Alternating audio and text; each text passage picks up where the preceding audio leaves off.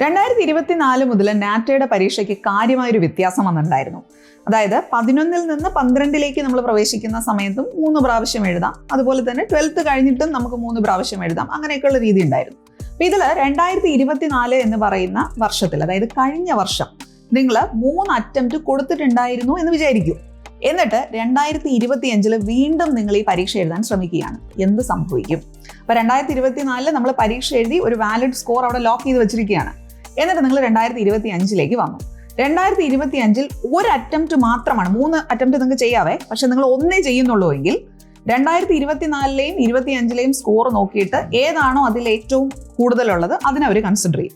ഇനി 2025 നിങ്ങൾ 2 പ്രാവശ്യം അറ്റംപ്റ്റ് ചെയ്തു എന്ന് വിചാരിക്കൂ. അപ്പോഴും 2024 25 കൺസിഡർ ചെയ്തിട്ട് ബെസ്റ്റ് ഏതാണോ അതിനെ അങ്ങോട്ട് കൺസിഡർ ചെയ്യും. ഇനി മൂന്നാമത്തെ ഒരു കേസ് എന്താണ്? 2025 നിങ്ങൾ 3 അറ്റംപ്റ്റ് കൊടുത്തു, അപ്പോൾ 2024 പോയി. ഈ 2025 3 സ്കോറിൽ നിന്നും ഏറ്റവും വാലിഡ് ആയിട്ടുള്ളത്, അല്ലെ ഏറ്റവും ഹയസ്റ്റ് ആയിട്ടുള്ളത് ഏതാണോ അതായിരിക്കും അവർ കൺസിഡർ ചെയ്യുന്നത്.